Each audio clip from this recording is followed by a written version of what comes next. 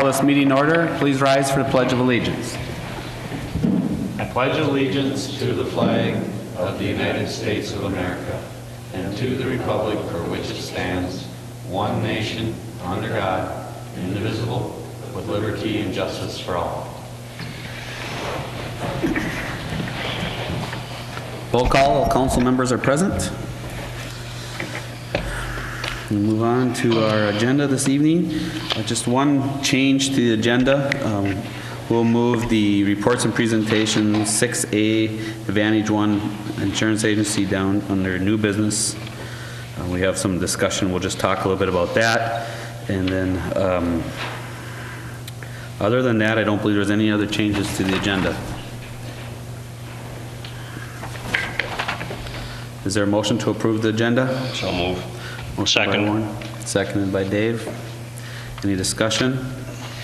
Call the motion. All those in favor signify by saying aye. Aye. Opposed? Abstentions? Motion carries. 5 in favor, none against. Moving on to our minutes. We have the minutes from the November 20th meeting. Is there any corrections or changes to the minutes as presented? On page 3, Okay. when we were talking about the vacation day after Thanksgiving, there's a sentence right underneath that says, by general consent, this was sent to the police committee. I think that's supposed to be the policy committee. And also, I think it nowhere states what we were sending to the policy committee. I think there's either a paragraph missing possibly there, or else it belongs under some other additional action. We were going to send it to the policy committee to look at it for future years instead of having it talk about Right. every year. Gotcha. Yep. Okay. Yep, and that part is missing. I noticed that, so Okay. that's the only thing. Any other corrections to the minutes as presented? Is there a motion to approve the minutes with that noted change? So moved. Motion by Keith. Is there a second? Second. Motion by Keith and seconded by Warren. Is there any discussion?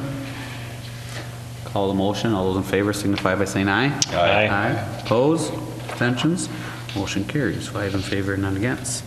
At this time, is there a public open forum? Is there anybody here who wishes to address the council?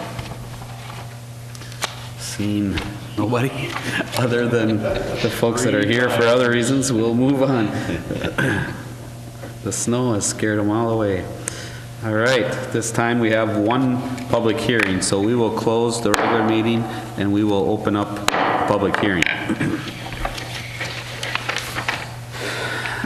This evening we have a public hearing before us for the 2014 property tax and budget. It is our intention that everyone has the opportunity to be heard. If you wish to speak regarding this matter, please sign in and sign-up sheet at the back of the room. The procedure is as follows: presentation by staff, followed by questions. We'll then take public input. We have nobody here this evening, so we'll just move on. The normal process would we hear questions for clarification. We'll hear in favor of those of the proposal, and then of course those speaking against. Everyone who wishes to speak will have an opportunity to be heard, and then the hearing will be closed. After the closure of the public hearing, the council will deliberate and take action as appropriate. Members of the audience do not participate in the council's discussion unless the majority of the council concedes to hear additional information. This hearing is now in session. Vicki?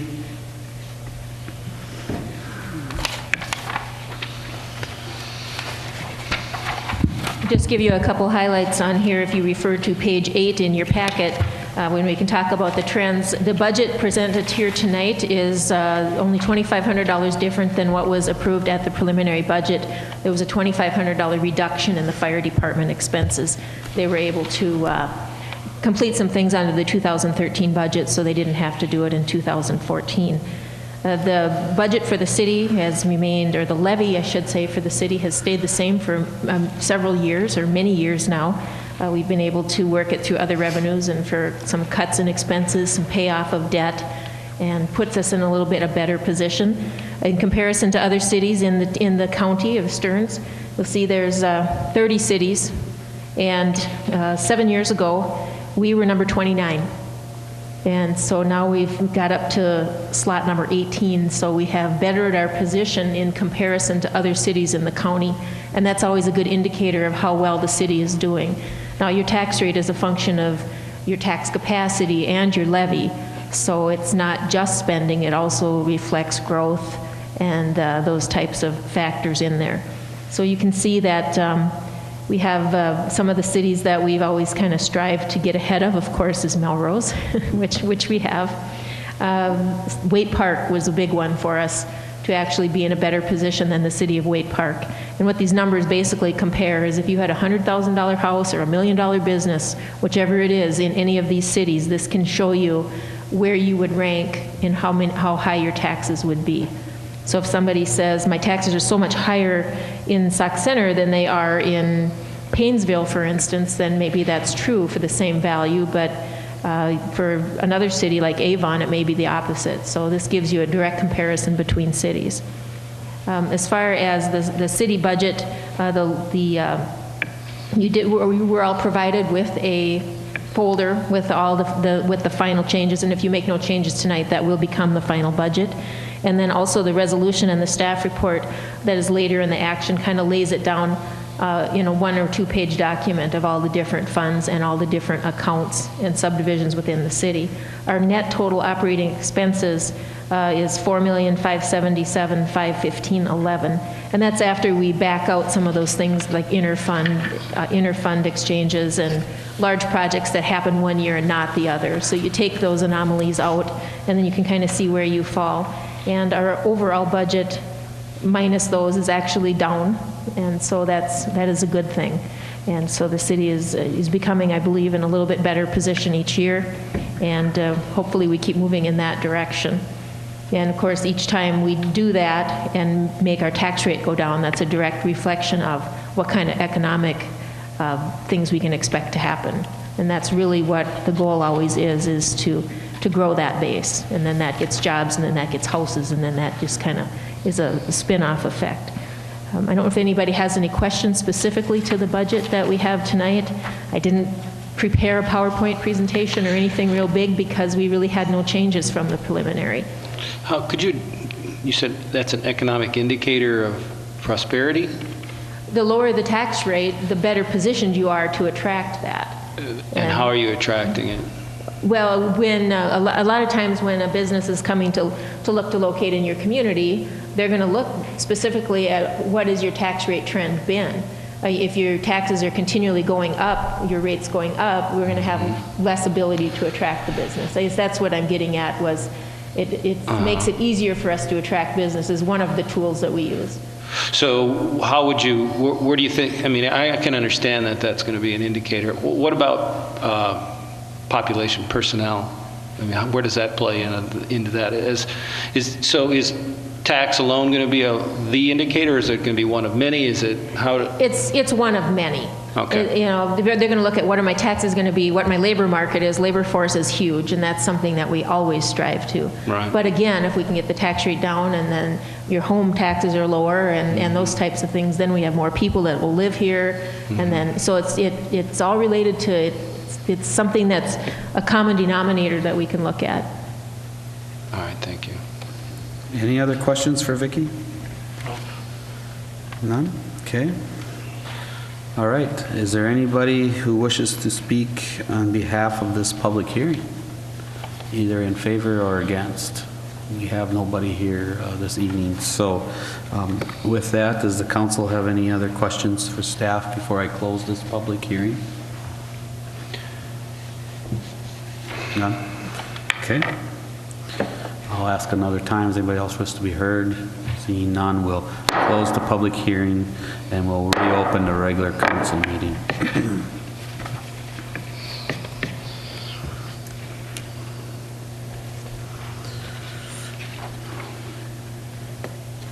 Okay. Moving on then, we'll move on to the reports and presentations. 6B, liability insurance renewal. Rich?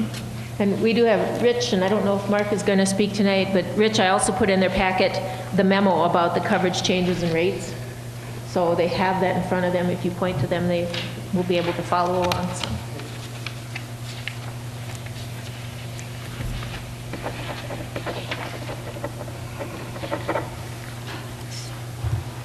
Good evening, Mayor and Council.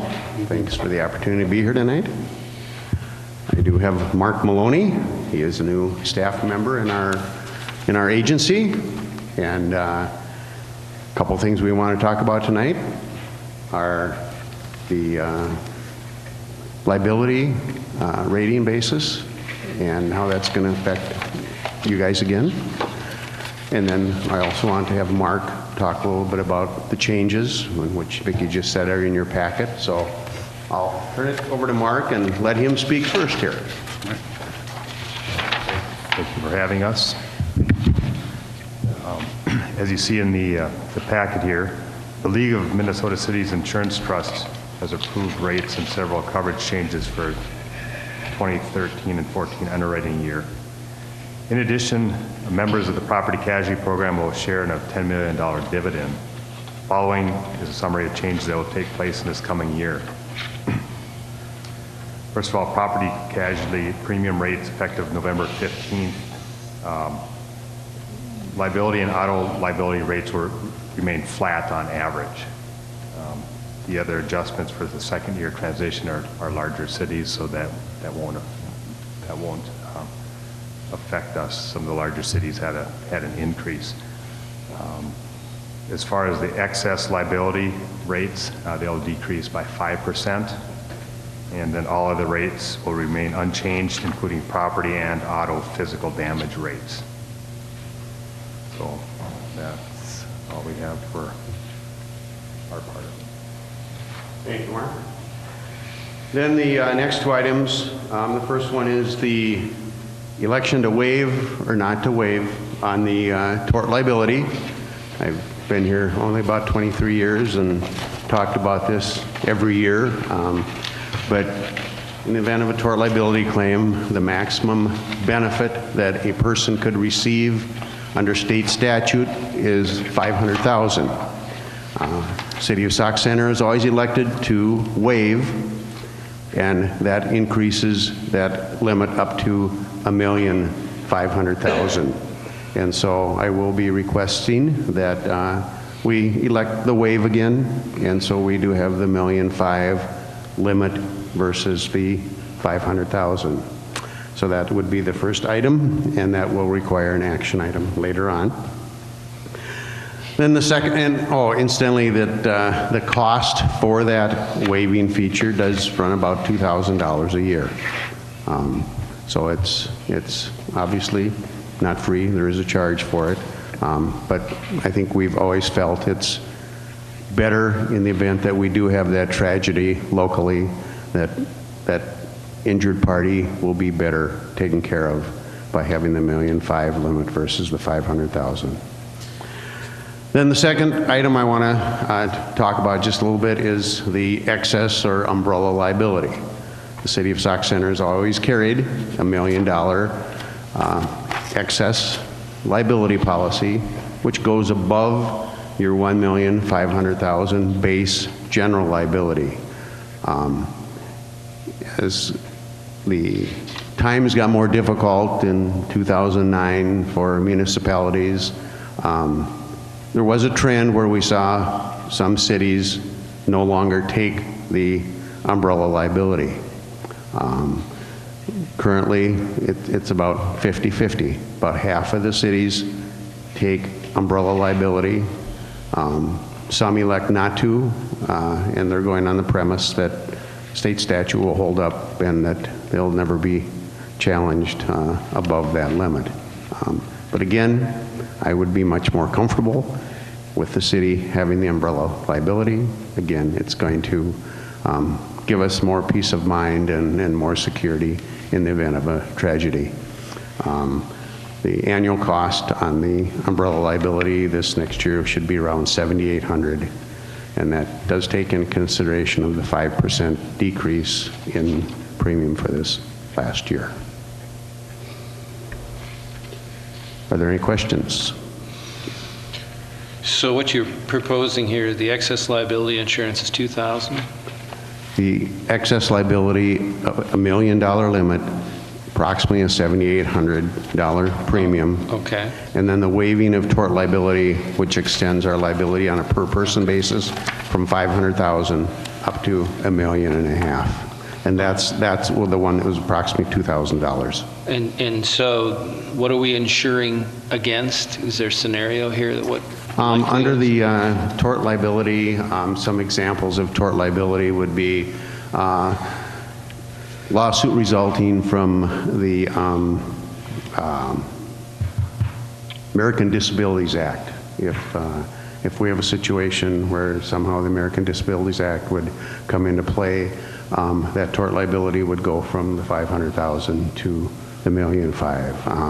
If we have a liability out of the state of Minnesota, I think this was years ago, I used this example when Joe Heinen was in Vicky's position. I said we send Joe to a conference out of state somewhere, and he gets out of line or misbehaves or harasses someone. See, that's why I didn't use Vicky. I used Joe for the example.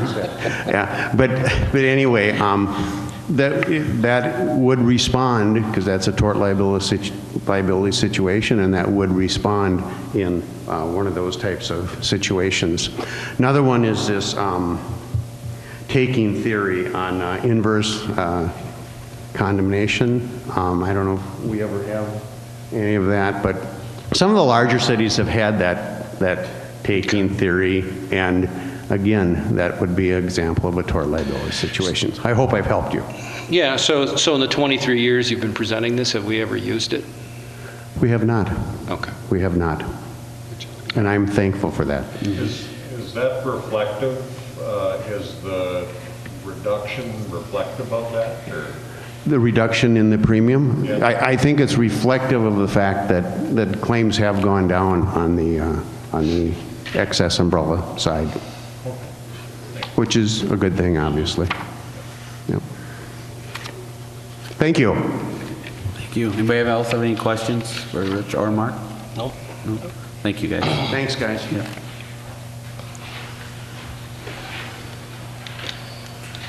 Moving on then to our park board report. Vicki?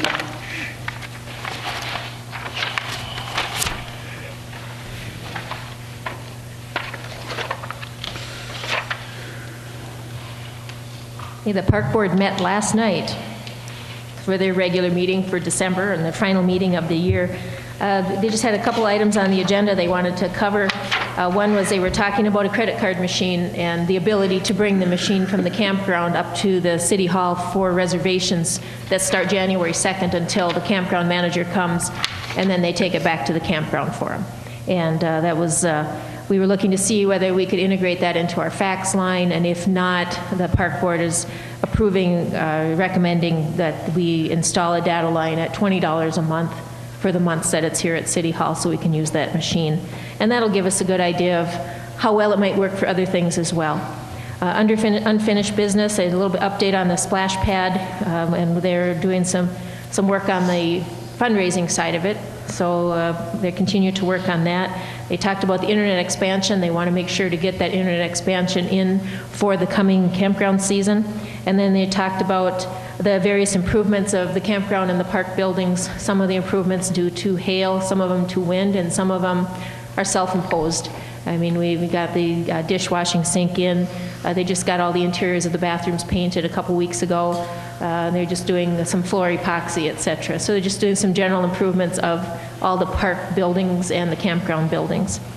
A new business, they talked about the 2014 park improvement, the capital project improvement to get started on. It was kind of the general consensus. They want to look at the irrigation and the trail in the multi-purpose park.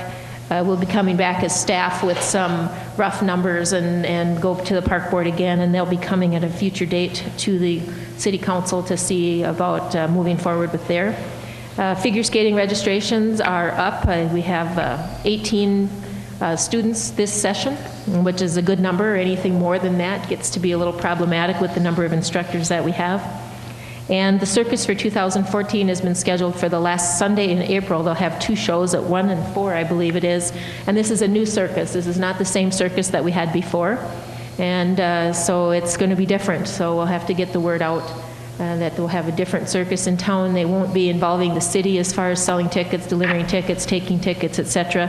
They'll be handling it all themselves. They'll simply be renting the arena from us. So, and I've heard they have a white tiger and camels as well, so the kids will be happy. They have several different kinds of animals. So that's the park board report. Any questions for Vicki in regards to the park board? What circus is this? Circus Days or something like Barn that. Baby? Barnum and Bailey, yeah. Sorry, it wasn't. I don't recall the name, I'm sorry. Circus Days, isn't it? Circus Days is what it's Circus called. Days Circus. Any other questions? Thank you, Vicki. Move on then to the EDA report. The EDA met today, actually, and so we had just a few items on there. They have approving the tax increment financing payments, which is an action item for you later this evening, as well as the abatement payments. Still waiting for an appraisal that's being done on some property south of the freeway to see if they want to come to the city with the recommendation on that. And they will have a recommendation on, or they discussed the TIF District 1-1 decertification, which is coming up in 2014, and then they had an added item on here to discuss the decertification of TIF District 1-5, which they will be recommending, and with the retention of some admin, and that'll be on your next council agenda. I didn't add it tonight. So both of those TIF districts, as they're decertified, will go back in the tax base and be calculated into the formula, and that'll cause a further reduction in the tax rate. So in the next couple of years, we'll see quite a bit of change along there. And they have a couple action items, but like I said, they're later on your agenda. Any questions? Thank you, Vicki. Good. Moving on, Sarah, Planning Commission report. Good evening, Mayor and Council. In your packet, you received a copy of our Planning Commission packet. We had a special meeting on November 26th. Primarily, it was held to have public hearings for rezoning and a variance, and we also did cover a lot split. And there will be action items later on the agenda for you this evening. Anybody have any questions? I do know we have, as Sarah noted, we do have some action items in regards to some zoning issues. So we have some maps and things that are in your packet that we'll be spending quite a bit of time on, I think. So thank you, Sarah. I know that one's been a big project over the last Yes, month. thank you. So, thank you.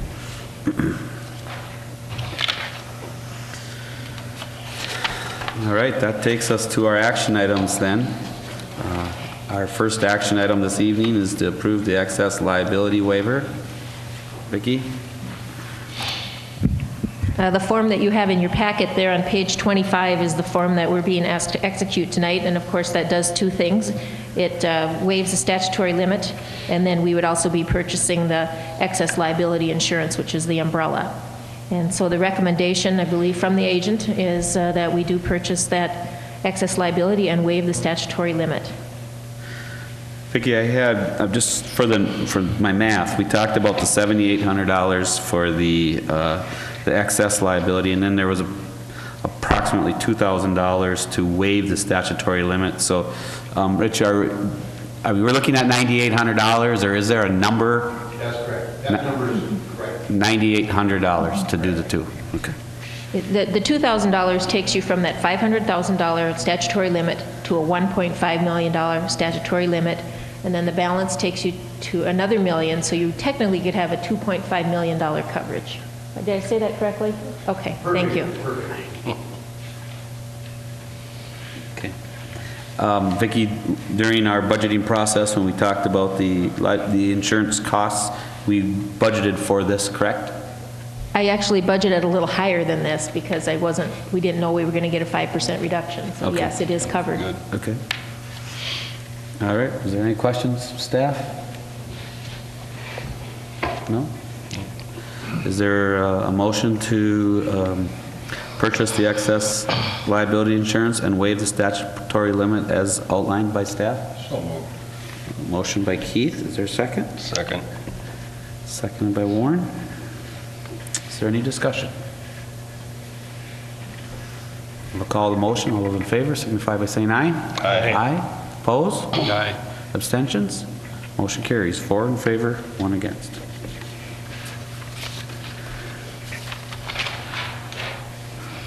Moving on to action item B, approved resolution 2013-85, adopting the 2014 budget.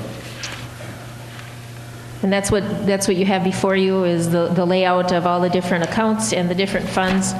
And it not only adopts the expense budget, but it also adopts the revenue budget that supports those expenses. And Vicki, the number that was in our packet is the corrected number Correct. for the fire department? Yes. Okay. Any questions of staff?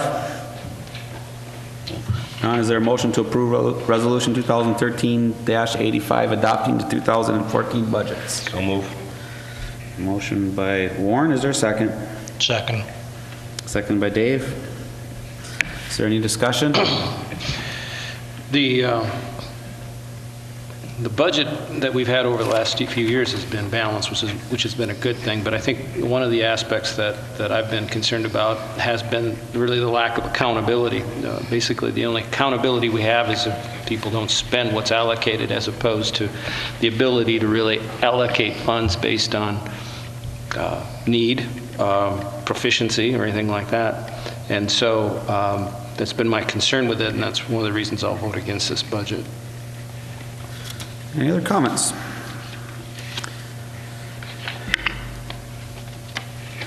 Is there a question in regards to accountability that you'd like to see us do, Mike, as we go forward to clarify?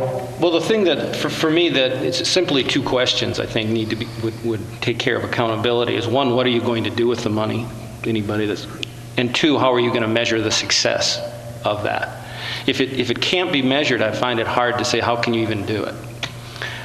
There can be a matrix for a myriad of things as in regards to proficiencies and whatnot, but it's really difficult for us in this budget to not defund something or to put money in something else because there's no way to tell if what they're doing is what they said they were going to do with it. And it's no way to reward people who are overachieving in what they're doing. So the idea is not that it's a mechanism to take money away. It's a mechanism to put funds where they best can be used. And short of it being just more of a personality issue, well, you don't like me, so you're taking this money away. It really needs to be in a way of a metrics, of a way of measuring if things are getting done as efficiently as they can, and rewarding those people that are, those programs that we should be investing in. All right, very good, thank you. I always like when those comments are made, and that's a great point taken for clarification for staff so that they kind of can follow. And I think if you have more thoughts on that, to share it with Vicki and the rest of the staff would be very, very welcome. So thank you for those comments. Any other comments before I call the motion? I just want to make a comment that, I agree with Mike to a certain extent on it, but there's a lot of these funds in this budget. I honestly don't know how you can measure success on. Siren budget, $9,400. How do you measure if they went off, how many people you saved? Or if they don't go off, if do you debunk it because they never used it and because we didn't have any reason to do the sirens? How do you measure that part? There's so many different areas. So that's the only comment I got, Okay, so I'm going to allow for comment rather than debate, because otherwise I think this should be debated during the finance meeting, definitely. But is there any other comments? Hearing none, okay, then I'm going to call the motion. All those in favor signify by saying aye. Aye. Opposed? Aye. Motion carries. 4 in favor, 1 against. Thank you. Thank you guys for your comments. We're moving on then to action item C, approve resolution 2013-86, adopting the 2014 levy. Vicki. This is the resolution, and it is a 2014 it says 13 in the packet, but it is the 2014 levy. It includes the general fund, special revenue funds, debt service fund, and that certificate of indebtedness. So the total levy is $1,504,142, which, as I said earlier, has been the same levy for a number of years. Very good. Any questions of staff? Hearing none, is there a motion to approve then the resolution 2013-86 certifying the final property tax levy for taxes collected in 2014? Motion by Keith, is there a second? Second. Second by Dave. Is there any discussion? None, I'll call the motion, and all those in favor signify by saying aye. Aye. Opposed? Abstentions? Motion carries. 5 in favor, none against. Okay, continuing on with our financial, that time of year, approve the 2000, action item 7D, approve the 2013 TIF pay-as-you-go payments. I think that should be. We have a few pay-as-you-go payments and some loan repayments that are payable out of tax increment dollars. If you go to your packet on page 31, that transfer to the bond fund, the last one for 24-251-21, please delete that from your report, resulting in a total payment of $88,172.96. It was $88,172.96. Actually, the final transfer was made to that bond fund last year, so we did catch that in time and had that deleted. And so that is actually the fund that, when we talked about a potential decertification of another TIF district, it would be that district. So what we're requesting tonight, and the EDA is recommending, is the approval of the 2013 tax increment financing payments of $88,172.96. All right, thank you. Any questions of staff? Any questions in regards to the specific TIF payments as you've seen in your packet? All right, with that one clarification to remove the transfers to bond fund of the $24,251.21 with a new total of $88,172.96. Is there a motion to recommend approval of the 2013 tax increment financing payments as outlined? So moved. Motion by Keith, is there a second? Second. Second by Dave. Is there any discussion? Okay, I'll call the motion. All those in favor signify by saying aye. Aye. Opposed? Abstentions? Motion carries. 5 in favor, none against. All right, 7E, approve abatement payments. One more thing here. The city also has 2 abatement contracts, which is the refund of the city property taxes only for 2 different developments in the city. One is Fairway Pines in the amount of $8809.24, and the other is Dunham Express in the amount of $2656.41. And these numbers represent half of the city share of property taxes that they pay that we rebate to them. And so the action was recommended by the EDA at their meeting earlier today that the abatement payments be approved. Any questions of staff? Is there a motion to approve the semi-annual abatement payments to Fairway Pines in the amount of $8,809.24 and to Dunham Express in the amount of $2,656.41? So moved. Motion by Warren, is there a second? Second. Seconded by Dave. Is there any discussion? I'll call the motion. All those in favor signify by saying aye. Aye. Opposed? Abstentions? Motion carries. 5 in favor, none against. Okay, that is all the EDA things. We'll move on to approve EMT advancements. Vicki. We do have one EMT, Jamie Cole. She's been with the city as an EMT for 10 years. On December 7th, Ambulance Director Kathy Strufert is recommending Jamie's advancement to the next step. We do have 4 pay scales for like a 1 to 5 year, 5 to 10, a 10 to 15. And the rate for the 10 to 15 pay range is $14.79 per runtime hour. And she is a very active crew member, and she meets the patient contact criteria. So it is the recommendation of the ambulance director that we approve the advancement of Jamie Cole to step EMT B3 at $14.79 per hour effective December 7th. All right, any questions? Hearing none, is there a motion to approve the advancement of Jamie Cole to step EMT B3 at $14.79 per hour effective December 7th? So moved. Motion by Dave, seconded by Keith. Is there any discussion? I'll call the motion. All those in favor signify by saying aye. Aye. Aye. Opposed? Abstentions? Motion carries. 5 in favor, none against. Okay, we'll move on to G, approve resolution 2013-87, authorizing a lot split. This is the proposal that you have in front of you regarding the Gas Mart property, and before I go into the actual lot split itself, I just want to explain the overall development that is expected to occur at the Gas Mart, which was formerly Food and Fuel on the north end of town. The proposal is where the existing station is located right now, the property owner is proposing to purchase 30 feet from the residential lot that is behind the store or to the west side of the store. So he would purchase an additional 30 feet, and in that 30 feet from that to the back of the store would construct a new, larger convenience store, which is shown on the certificates that you have in there. So he wants to buy some property that needs to be rezoned to be the same zoning district as the balance of the property, and then would allow for the construction of this new, larger store.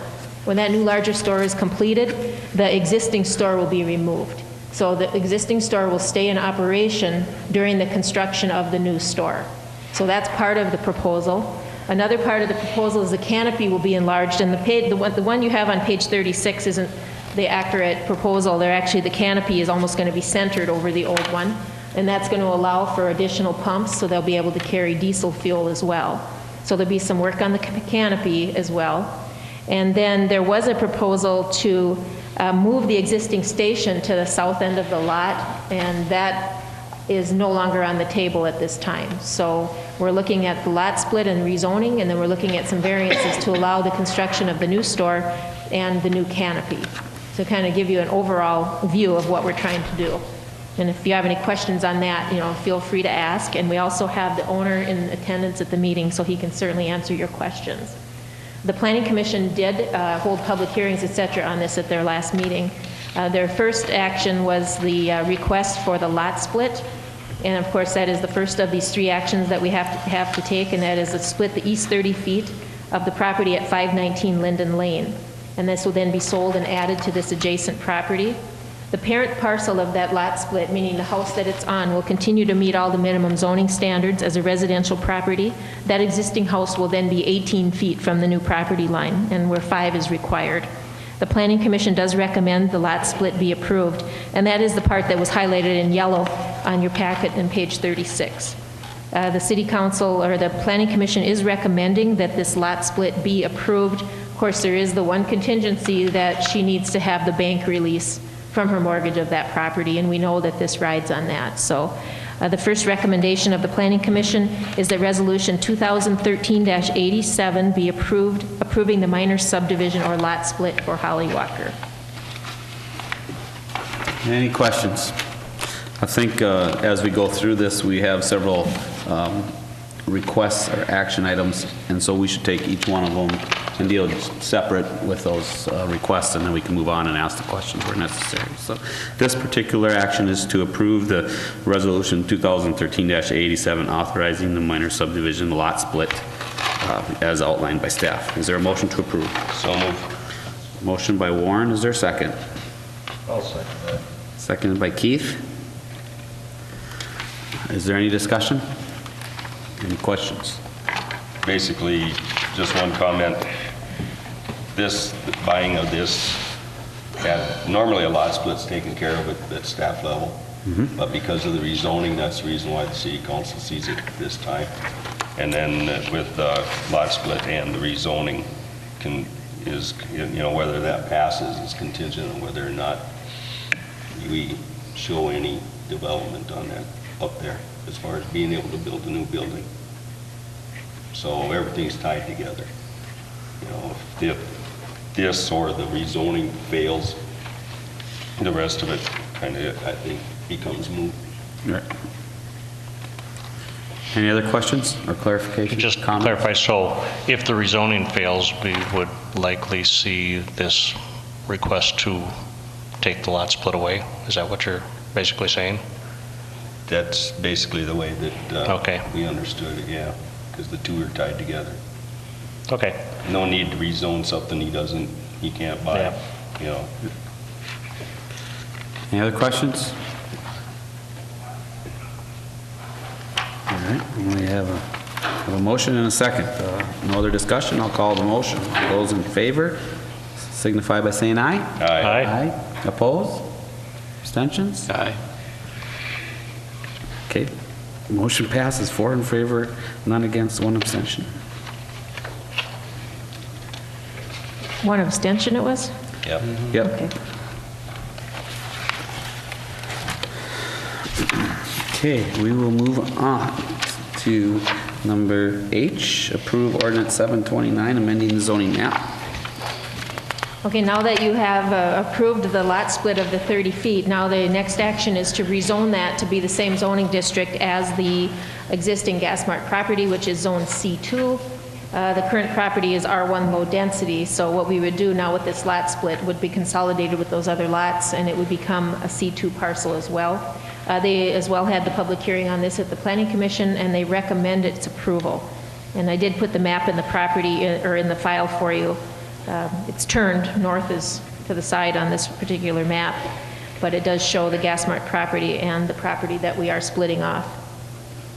And the commission does recommend approval of this amendment to the zoning map, which is laid out, I believe, ordinance 743 in your packet. Any questions?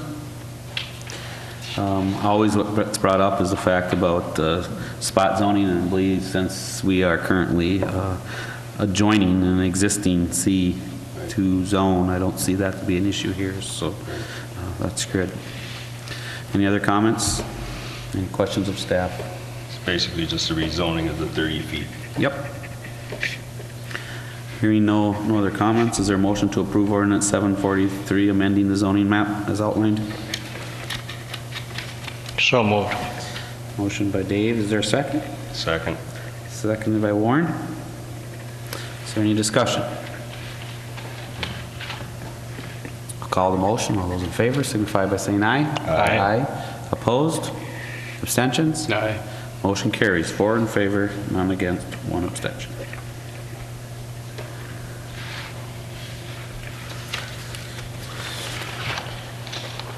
Moving on to action item I, approve resolution 2013-88, authorizing the variance.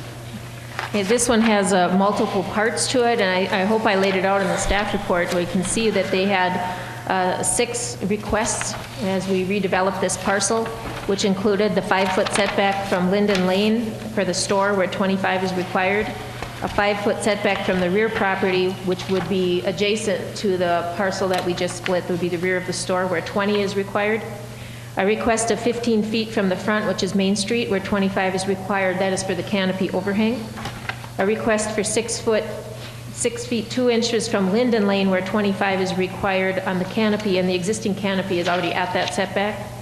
A request for 6 foot from Lake Street, where 25, that was for the relocated store proposal, and then a request for totally impervious of 79.2%. So those were the original requests, and as we went through the meeting, and we talked about it, some of these have been slightly altered. But the commission did hold the public hearing, and they had 8 comments that came into the record. 4 were opposed, 2 supported the development, and 2 supported the development but noted concerns over noise and runoff. We kind of had a balance of comments from the public. The commission had many things in front of them to review. They considered MnDOT issues with the variance requests from Main Street. They looked at parking requirements. They discussed concerns if MnDOT were to ever widen the highway. They had concerns or discussion if the area is capable of handling that much impervious coverage. They had questions of the proposal to relocate the existing building because that south lot is zoned actually R1. They did review similar businesses' impervious coverages such as the Super Stop at 82.5%, Casey's at 76.5%, and the Truck Stop at 73.2%. They did discuss the plans for the elevation or the hill to the west. There will be a retaining wall to the west because the floor elevation of the store will be significantly lower than what the house is in the back. So the store will be lower than that. They looked at all the grade and elevation changes, discussed fencing adjacent to the neighboring residential properties. They discussed runoff and flooding in the Lake Street and Main Street area. They looked at alternate plans and that impact, like alternate plans on how they could develop it. They discussed lighting. The neighbor had, if there was any neighbor concerns on reduction in property values and increased traffic. So they kind of covered a whole myriad of concern. Now, the Planning Commission, after the meeting or at the end of the meeting, they offer a recommendation. And if you have the plat there, they have approval for 3 variances, the denial of 1, and the approval of 2 with amended. And they felt their amendment was less intrusive than what was requested. They also attached several conditions to the development. And the approval also removes from the table the relocation of the existing building to the south lot. So that existing building relocation is off the table. So the recommendation from the Planning Commission for the variances are a 10-foot variance from Linden Lane. The request was 5. That is for the store. They are going with the 5-foot rear setback from the west property line as requested. They are recommending the 15-foot variance from Main Street for the canopy, which was as requested, and the 6-foot 2 variance from Linden Lane for the canopy, it currently exists and was as requested. The variance request from Lake Street for the relocated store is recommended to be denied. And the impervious coverage variance is to be altered to a maximum of 70% to be allowed, but the rate control of the existing runoff rate to be the same as existing. So they would have to do some infiltration and stormwater ponding, et cetera, so that the runoff is no higher than it is today at its current impervious level. They did put 5 conditions on the approval. Their one condition was there was a parking for a minimum of 40 cars. The applicant has since requested, has requested the city council to amend that to 30 cars, 30 stalls on the parcel. Their condition is there's an 8-foot solid fence abutting the residential property to the west, that they must submit a plan for stormwater rate control and infiltration to the city engineer for approval. So that's really a part of the kicker on the whole thing. Was the biggest concern, I believe, was the runoff and the flooding. And so the condition is that they must maintain that, infiltrate that, pond it, under parking lot, whatever means they have to make that work. And that will be something that the city engineer would be involved in and would have to run the calculations along with the applicant. And that exterior lighting be down directed, and that the trees in the boulevard of Linden Lane to be preserved. So there you have it. The variance request was approved by the Planning Commission and with conditions on a 5-0 vote. So they are requesting the approval of those variances with the conditions. And you certainly can ask questions now. It's a long report. There was a long meeting. There was a lot of action. And I think when you look at it more, you can kind of see on the certificate that's on page 45, you can see the orange lines were kind of the areas that were of concern. Okay, thank you, Vicki. Just a couple questions. I'll start and we'll open it up for the full council to ask. But the building size obviously is growing significantly, and then there's a desire to move that building. But if that building doesn't get moved, is it just being taken down, moved off the facility, whatever? Obviously it's being denied to be moved down to the corner, so you're just going to go with it somewhere else, or whatever you're going to do. Okay. Then my other question is on the back side of the new proposed convenience store, Vicki, the elevation's significantly different from the house and this proposed store. Mm-hmm. Correct. And there's a 5-foot only setback from the new proposed property line, providing that all goes as planned. And there's also a fence requirement? There will be a fence. There will be a fence There will be a requirement. retaining wall with a fence. Okay. I guess my question or my concern would be, is 5 feet enough to be able to make all of that happen? A retaining wall and a fence, and still, I mean, the first thing that comes to my mind is with 5 feet, if there's windows as an example, on the back side of that, and there was an emergency, I'll just use it as a fire as example, and someone needed to get out those windows. What is on the back side of this building? It's kind of in the ground. Is it better to have and I'm not a developer, but be better to have the ground just right up against the building rather than to have that 5 foot, or now by the time you're done, it becomes 18 inches or 20 inches of space between the two? I'm kind of confused, or maybe I'm complicating it some, but you know what I'm saying? I'm concerned about it from a safety perspective of having only 18 inches or 20 inches, and all of a sudden you have an issue that you have to get back there for a particular reason. is there going to be room to do that if we put a retaining wall with a fence in there? Does that become a concern of ours or not? I understand, you know, and we discussed that. The fence is going to be on the top. Okay. The fence is going to be on top of the retaining wall. So basically, you know, close to the pin. So we're then down, we'll have 2 to 3 feet is what you're thinking? I mean, is a retaining wall built? And we'll ask the applicant here since Dan is here, but. And just one other thing, the planning commission went along with the 5 feet because, you know, we had talked to the property owners on the backside, or I did. Okay. And they were okay with the 5 feet. And also if we went to more than a 5-foot setback, it would basically cause him to be out of business until the new building is up, because that extra 5 feet keeps him from putting his building and keep the existing one open. So just throw those 2 comments in. Dan, I guess you kind of sense what my concern is it more of a safety concern probably than anything. Can you kind of give me some more insight on that? On the back side of the building, because that building, the way it sits right now, we want to take that whole grade down. It'll be a little above what the existing car wash is. We're not touching that. We just finished remodeling that. But the grade there, with the slope and everything, it's not going to be hard to improve the watershed on that property once we get done with it, because it all runs like a gush right now. I mean, it's, you know, it's bad. Okay, so anyway, going to the back of the store, there will be no windows. There'll be a couple exit doors for fire, just to meet the fire codes.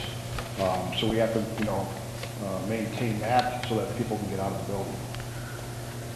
So the back of no matter what, you already understand that the back of your building has to have room for doors, exit, or opening and closing, and that's going to be exits. So there will be some requirement by, I'm assuming, the building code as well for the setback there to be met so that those doors and that emergency exit is operational. Correct. Okay. That's what I wanted to hear, was that was addressed. That was my concern. The only thing that I found out later was that there's a 3-foot fence. Correct. That's okay. Okay.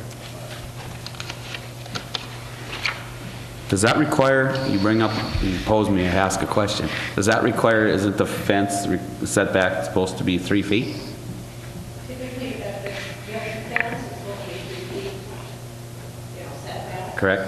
But your retaining wall is not going to be right up on the property line. Correct. Yes.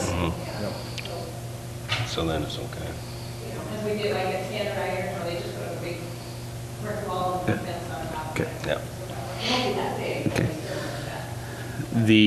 The fence is within 3 feet of the property line. Is that what that? The fence would be on On the property. Okay. Fence becomes part of the retaining wall. Okay. Yeah. Okay. Very good. Concerns in regards to Highway 71. I'm just going to ask them, even though you guys had this discussion, because I think it's important for the community and certainly for us to understand this.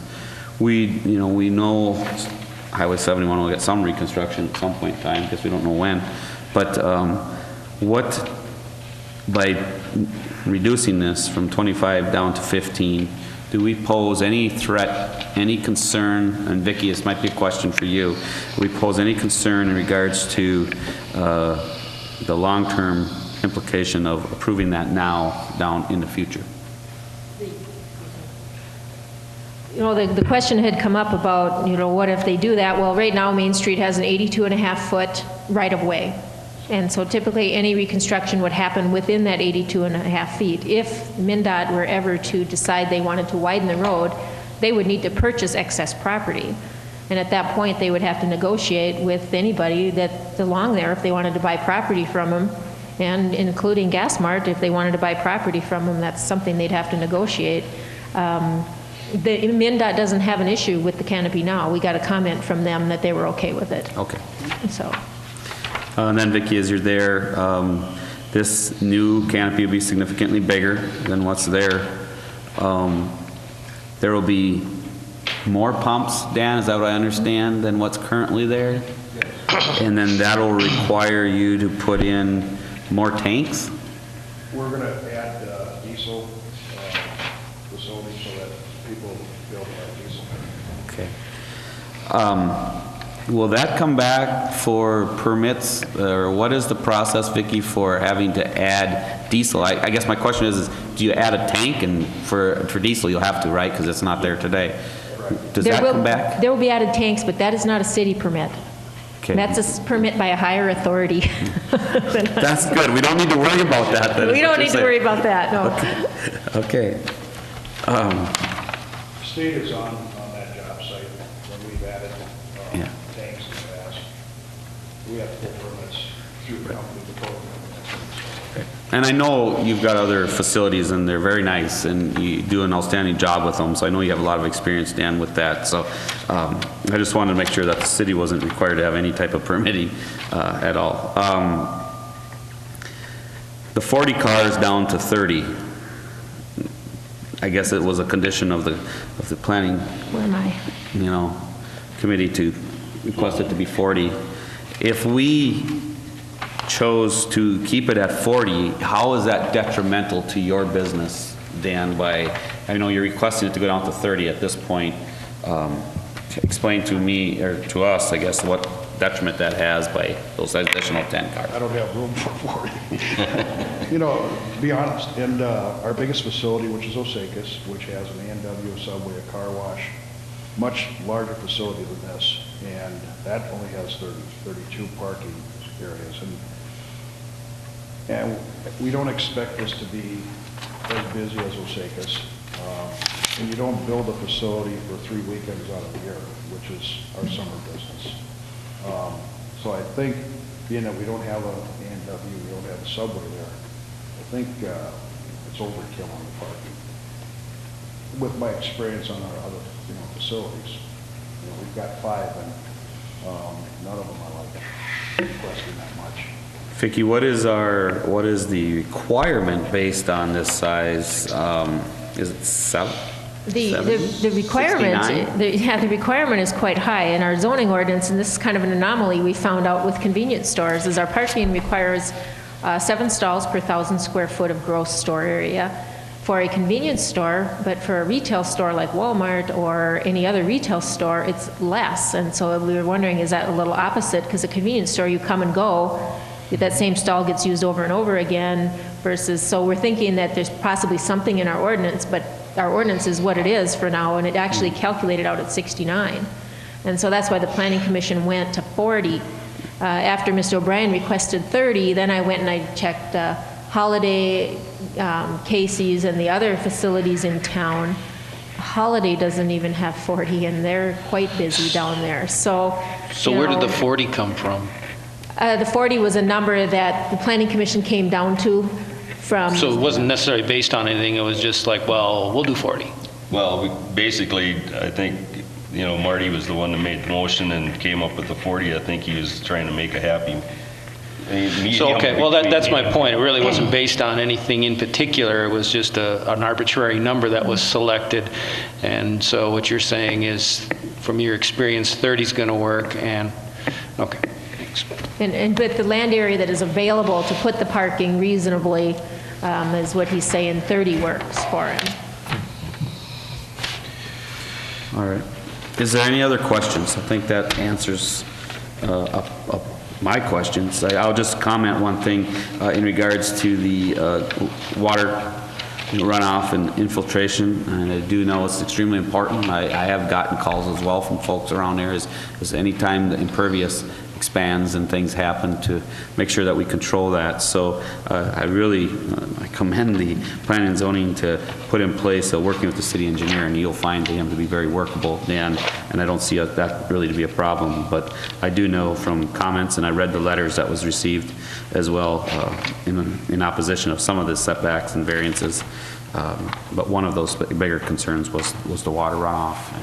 So I'd highly recommend that we watch and work closely with you and the city engineer to do that. But is there any council members have any other comments, questions, thoughts? Just one, like going off from what you said, the comments that we received at the Planning Commission meeting that from the people that were here, their concern was the water and the runoff, but they had no intention of saying no to the expansion. They wanted to see it happen basically for that end of town to better it, so. Just curiosity, how high is the retaining wall? The retaining wall will be depending on what we subgraded and what we take out, once it's decided with the engineer, that'll be the first one before we get. No, I'm just curious, are we talking, is this like a 3-foot wall kind of, I mean, is that kind of? We go to the back of the car wash now, we put a retaining wall up. Okay. To expand our drive out with our auto bay. It's probably going to be 5 feet. Okay. Any other questions? Hearing none, what's the wishes of the council? I will ask for a motion. I would recommend if we do grant the motion that you consider in your motion the conditions along with your motion and recommendation. I'll make a motion that we approve the authorizing the variance request based on the recommendation from the Planning Commission, the 1 through 6, and the conditions also that are listed, and lower the parking from 40 to 30. Okay. We have a motion by Warren, and Warren, I'm going to read through it so that the general public understands. The motion is to approve the variances, and this is the variances of these 6. A 10-foot variance from Linden Lane for store, was a request was 5, so a 10-foot variance. A 5-foot rear setback variance from the west property line. A 15-foot variance from the Main Street canopy. A 6.2-foot variance from Linden Lane for canopy. A variance request of 6 feet from Lake Street for relocated store to be denied. Okay? Yep. And the impervious coverage variance of a maximum of 70% be allowed, but rate control at existing runoff rate to be established. Request was 79.2. So, and then we have the conditions, the parking for 30 cars, 8-foot solid fence abutting residential area to the west, submitting a plan for stormwater rate control and infiltration to city engineer for approval, exterior lighting to be down directed, and trees and boulevard of Linden Lane to be preserved. Is that your motion? Yes. I have a motion by Warren as stated. Is there a second? Second. Motion by Warren and seconded by Dave. Is there any further discussion? Staff, did you get all of that? Yep. Okay. We have a motion and a second, and there's no further discussion. I'll call the motion. All those in favor signify by saying aye. Aye. Oppose? Abstentions? Aye. Motion carries. 4 in favor, none against, 1 abstention. Thank you. Thank you. Good luck.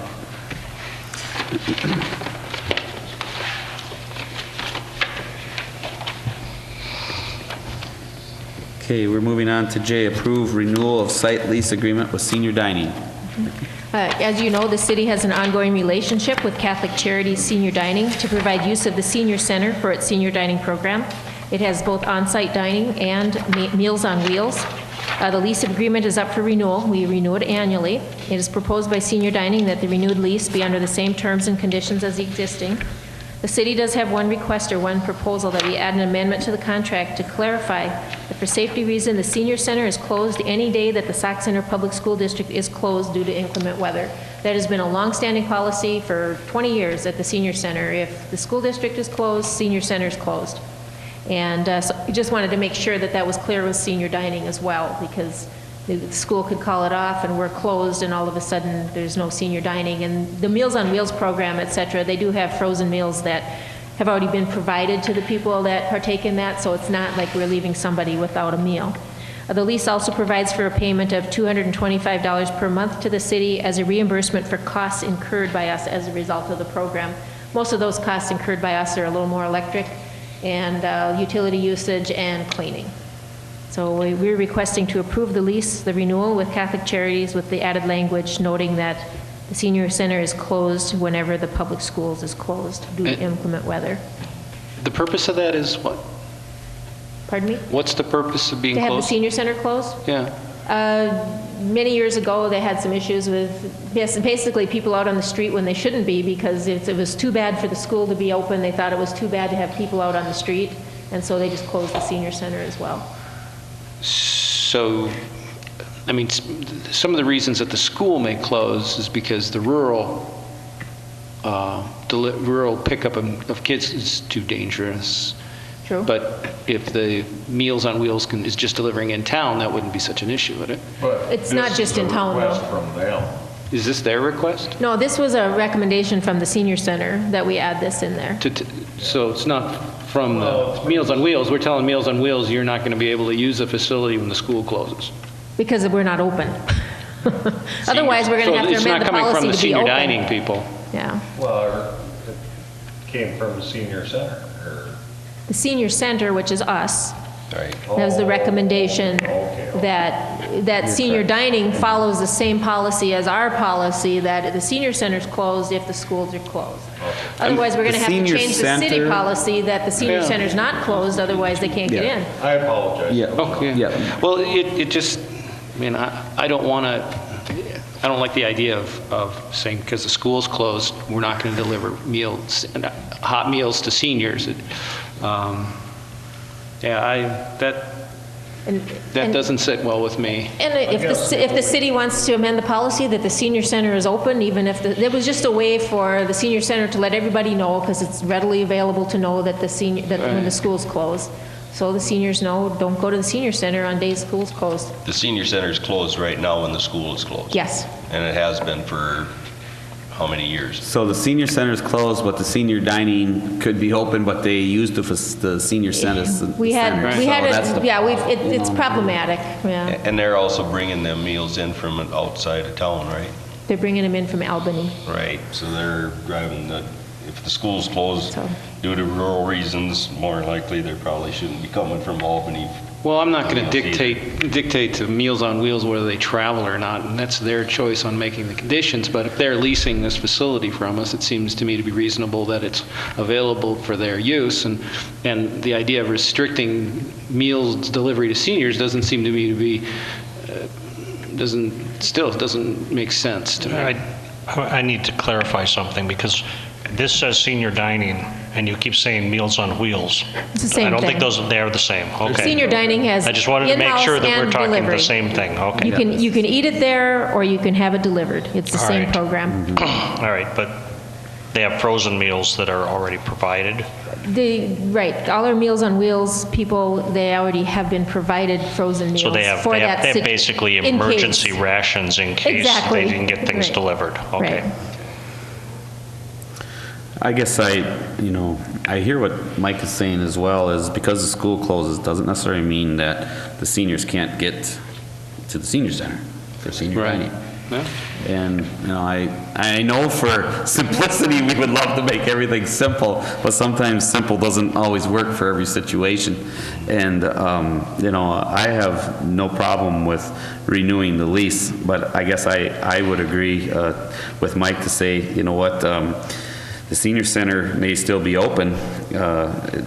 Just because the school closes doesn't mean we should close the senior center. But I would like it, but there's got to be a way for the senior dining to be informed this. If this isn't the way we're going to do it, is there a better way to say when we should or shouldn't have the senior center closed? I mean, if we have the senior center open, then we'll have it open dependent upon the weather. But if we have to keep it open and keep people in there and manned for senior dining to come and present the meals, then we pose a risk of safety issues for those folks. So I don't know that I have an answer to what is an alternative, but I know I don't like the way this is worded either. So, Vicki, I'm wondering if there isn't some alternative option that you could bring back to the council, hearing what we're saying, rather than for us to deny a lease, which I think we have to have a lease, Right. or Can approve I it. ask something here? Yeah. Sure. What do we do now?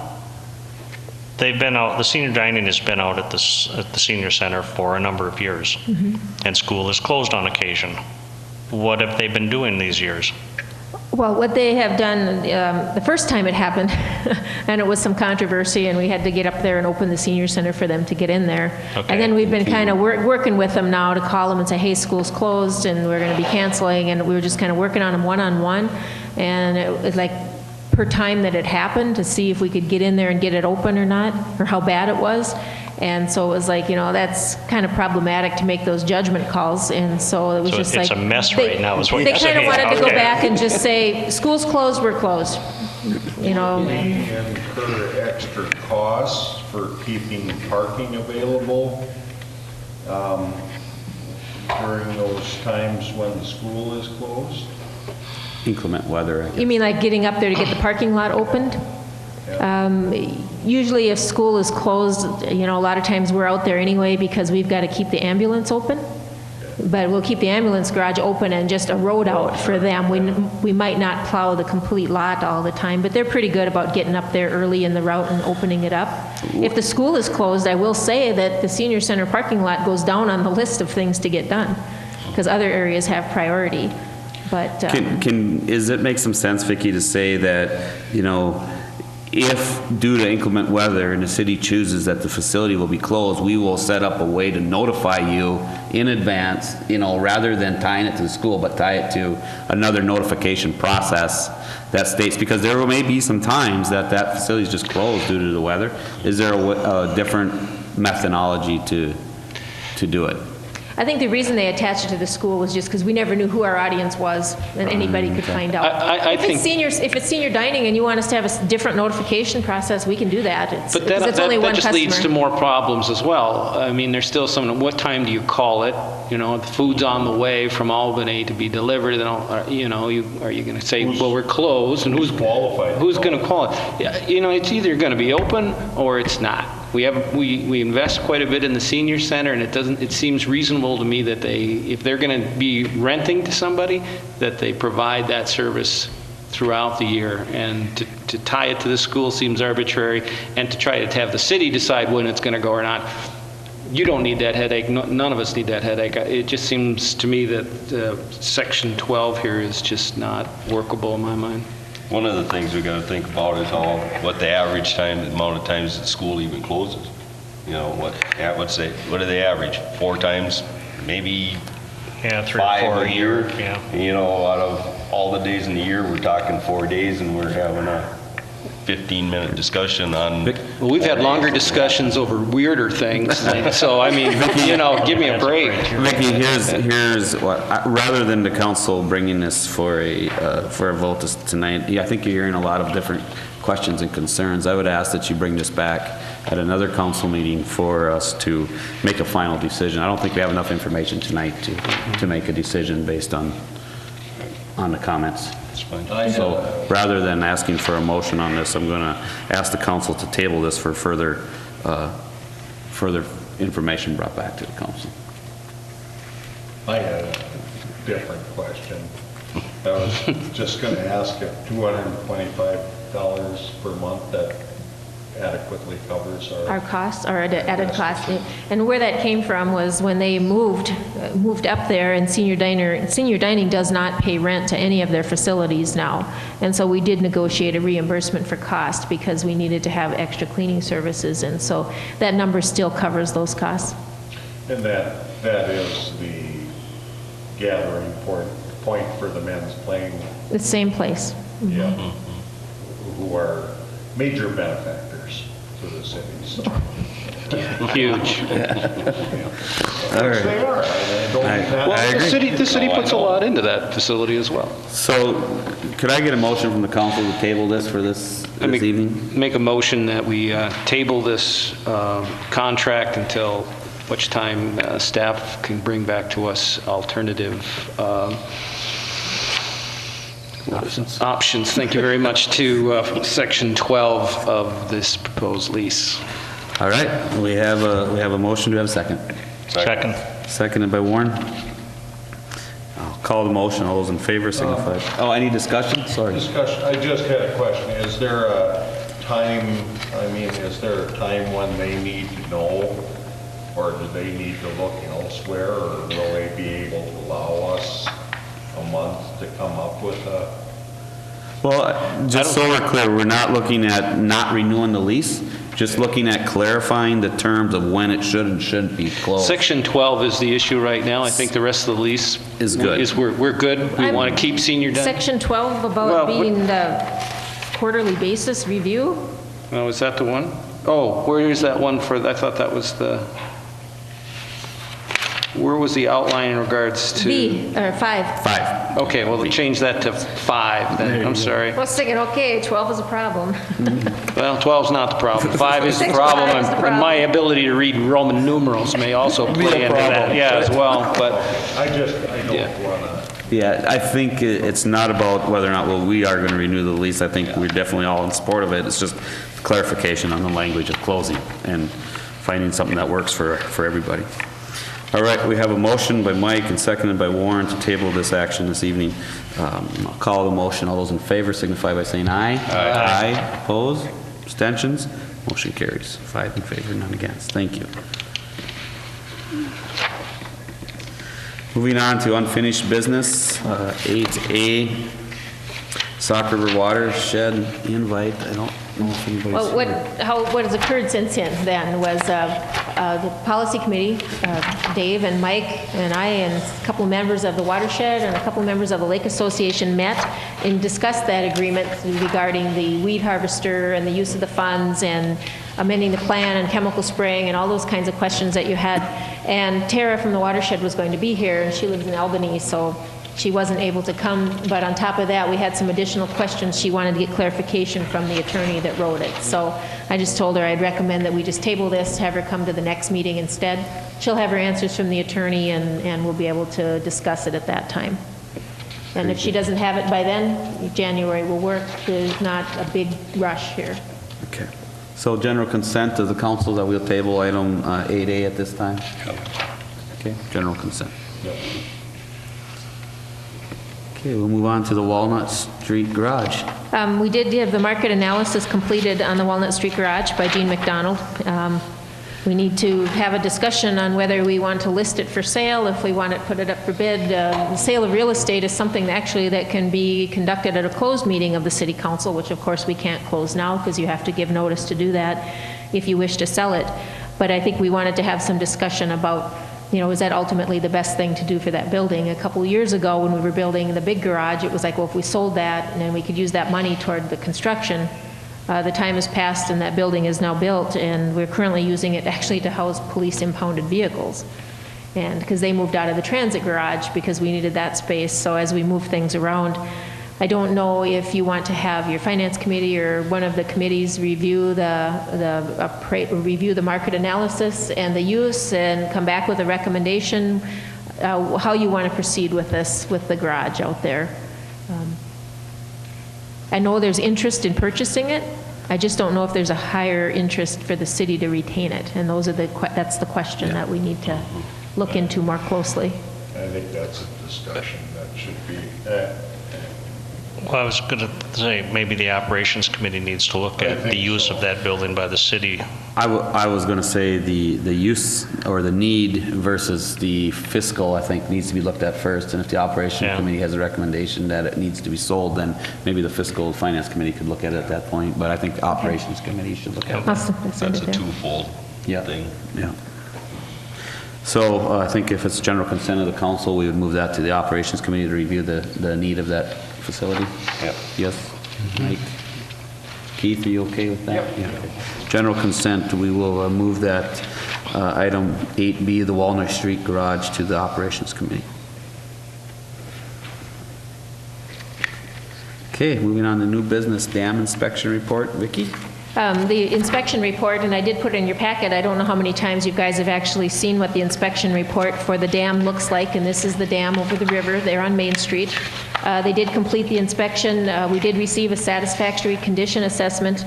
There's some non-urgent repairs needed, which is the rock retaining wall And then they have some maintenance recommendations. There's some spalled concrete and some small trees in the embankment and some surface erosion. So they did give some pretty good pictures for you to look at, and you can kind of see the areas that they are having concerns with, but these things meet a satisfactory assessment. No critical concerns. What's that? No critical. No critical concerns, no. That's good. So, but this was just more of an informational item for you. This is one of those things that I was looking at, you know, the owner of the dam is City of Sauk Center. Correct. The DNR it does the inspection. MnDOT runs their road over the top of it. You know, what I'm wondering is, okay, is MnDOT creating some of this stress wear to it? Are they liable for any part of the structure deficiencies that are coming up? To the point Good where question. off the wall, can we start leasing MnDOT for running their road over our bridge? You know? Good luck with that one. Yeah, I suspect that won't go very far. No, I didn't think so, but. I think we should appoint Warren to check on that further. Maybe he could make a trip down to St. Paul and investigate for us. The MnDOT actually looking does at the how to road fix over the it. top. The roadway on the top of the dam is MnDOT's responsibility. Right. So you're right, there's multiple jurisdictions involved in the dam. And the other one you didn't mention was the public utility operates it on behalf of the city. Right. So, Right. That clarifies it even more. Well, I was just they've looking at a very way well to get money clarified to that they fix don't our have anything to do with it. infrastructure They underneath just 71. do what they're told. Let MnDOT pay for the bridge. I do have a thought, though, if there is going to be future repairs needed for the concrete, you know, at some point in time, I guess that's a budgetary item that we're going to have to be considering correct. in the Yeah. future, so. Currently, all the repairs and the maintenance and those kinds of things, we just kind of run them through the street department or the parks department. Right. And we probably, if we have anything major or significant, we should specifically budget for the dam for that, so. Are these items that maybe should be put on the CIP? What we're going to do is look at these a little more closely and kind of get a general idea of how much money we're talking about, and then we'll put it on there. Okay. Thank you. All right, well then we will move on to 9B, which is an item that we moved down from reports and presentations. It's been I think, Vicki, I'll let you go ahead and explain a little bit. But basically what we got is we've had a request from insurance carrier locally to be our agent of record. We've had our agent of record has been Minnesota National Bank for, well, greater than 23 years. I think it's been even longer. And so the question has come to the Finance Committee, as well as to Vicki, about at what point in time do we open up the opportunity for other agents to become the agent of record. And so I guess we brought it to the council tonight to see if that is something that this council feels we want to do, is reach out to our other agencies in the city of Sauk Center and see if there's interest in them becoming our agent of record, or continue as we have been with Minnesota National Bank as our agent of record going forward. One of the things that should be noted is we've been requested for 2 consecutive years to be an opportunity from another agency to be our agent of record. And in our discussion tonight, I think prior to this, the Finance Committee met, and we thought if we were going to look at changing our agent of record, we need to give the opportunity to all of our agencies in the city of Sauk Center the same opportunity as the one that's requesting to be the agent of record. So that would mean we would need to go out, let them know that we are seeking letters of interest to all of the agencies in Sauk Center to be our agent of record here at the city for basically administering the League of Minnesota Cities insurance policy. And that policy only. Right. So I guess we wanted to bring it to the council to feel this, see how the council feels. We routinely solicit bids from people for a variety of things, and from time to time, we have taken proposals for changing engineering firms. Yep.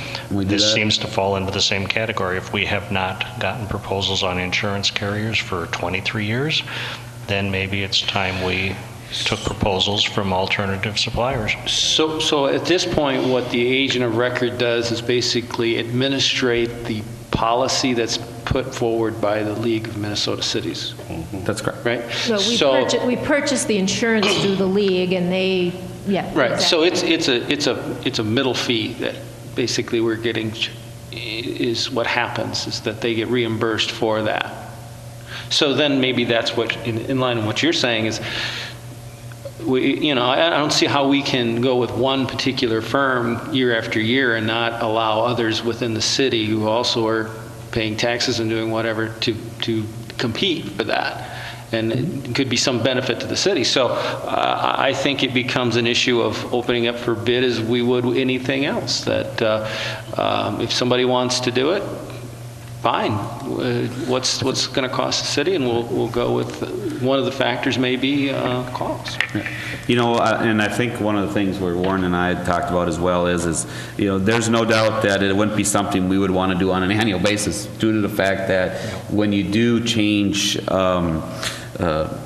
agents of record, it's something that you have to, obviously staff has a significant amount of work putting everything together for them as far as our building. You know how it is. It's something I don't recommend we do annually, but I do think going out, finding out how much interest there is, and then also allowing each one of these agents that are interested to bring to us what they feel they can be that agent of record, what some of their costs might be, what some of their value that they bring that maybe one of the others may not, because there's more value. I mean, there's value in more than just dollars. There's value in relationships, there's value in other things that they might bring, experience and whatnot to the table, that I think we'll look at across the board rather than just fiscal. But I do agree with you, bringing it alternative carriers, because I think there might be multiple ones. There might be 4, there might be 2, there might be all of them. I'm not sure. Right. I get, it would be nice to articulate what the benefit is past the dollar part. If people want to do that, great. But the other part about it is every year we insure, we still have to detail what we're insuring, correct? Yes. So, I mean, those documents, basically what you use one year, you update for the next year. Correct. So if it's a different agent, it really doesn't matter. You're still doing the same, you're still having that same documentation that you're submitting to the, because if you have, the inventory is there, this is what we're insuring, then you take that inventory, whether you're giving it to one agent or another, you still have to have that documentation together. So it could, I'm not advocating for year by year, but it could be. And so as we look at this and devise a way to open it up to everybody, that might be part of, it may be an annual, if there's a benefit for buy-in. If somebody wants to do it for a longer period of time and take less commission on it, maybe that plays into it. I don't know, but I think that that may be on the table as well. I do know one of the communities to the north, I believe it's Long Prairie, they rotated every 3 or 2 years. I think it's every 2 years between 3 agencies. Right. So those are alternative options, definitely. So that being said, Vicki will reach out to all of the agencies in town and find out their interest, and then she will bring back. Should we ask general consent go first on that to make sure before we do that? Yeah, I think on general consent of the council to reach out to the agencies to see if anybody's interested in being an agent of record was warranted. Well, yeah, I'd go. Okay. We have 2 anyway, so. Yeah, we know we have 2. So, we'll certainly ask, but otherwise, if you make a request for proposal packet out, it doesn't really cost much to make 5 copies instead of 2. No. Right. Well, and I do think we haven't done this in the past, so submitting it to all of the agencies. Right. Some of them may not have any interest at all, but some may. So, thank you. Moving on to our consent agenda then this evening.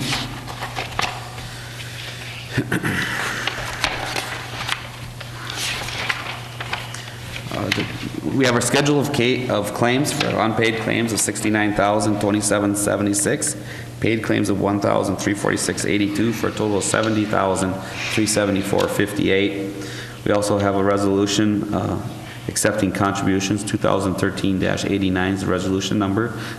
Three of them, Men's Card Playing Group to the Senior Center for $205.97, the Community Connections of $3,000 to the Ambulance Department, and the Sauk Center Seniors of $3,000 to the Senior Center. Again, I want to thank those organizations for their contributions to the city. That being said, that is all on our consent agenda this evening. Is there a motion to approve the consent agenda as presented? Second. Motion by Keith, and seconded by Dave. Is there any discussion? Just one comment. Yep.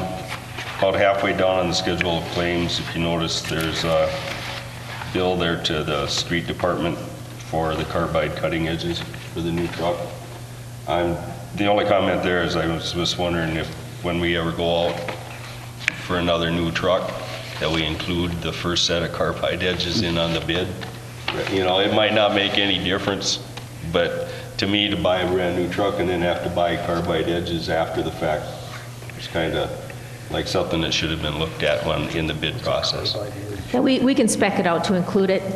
None of the bids we got included the carbide. That's for the plow. Did the blade? Blade. Yeah. So, just that comment. All right, That's thank you. Any other comments? I'll call the motion. All those in favor signify by saying aye. Aye. Opposed? Abstentions? Motion carries. 5 in favor, none against. We have several things for informational items this evening, and I'll just quickly run through them for you. We had a notice of rate adjustment from Charter Communications, which was in your packet, and you can review the rate changes for effective January 1st of 2014. Also, Stearns County has revised its 5-year road plan, moving several projects up the list. This is due to a budget increase, available funds due to the wheelage tax. So you also have that information. The city's also begun a process of completing the 2013 audited financial statements. The city is in the 3rd year agreement and has executed the letter of engagement. So we're moving forward with that. And also notice of public hearings for CenterPoint Energy. And I also wanted to add one more thing that ain't on your list, but to remind folks that we have several open committees that we are looking for folks to be involved with. I believe Planning and Zoning has 1 or 2 open positions, as well as several others. So if anybody's interested in getting involved or being on any specific committee, please stop down here at City Hall and talk with Wendy at the front desk or Vicki, and they can get you applications. So that being said, we have no other informational items. Is there any comment? Yeah, I just had one question on those appointments to Yes. the boards. City, which boards are those? Could you? We have 2 positions on the Planning and Zoning. We have One on the park. One on the park. There are 2 positions that are open on the Public Utilities Commission. Correct. And the CVB. And there are 1 for sure on the CVB, possibly 2. And we're looking for city residents only, or community, or? The Planning Commission is supposed to be city residents. The other ones say they can be outside the city because we serve that area. So, Just for clarity. All right, thank you. Thanks. That being said, any other council comments? None. Is there a motion to adjourn? So moved. Motion by Warren. Is there a second? Second. Seconded by Dave. All those in favor signify by saying aye. Aye. This meeting's adjourned. Thank you.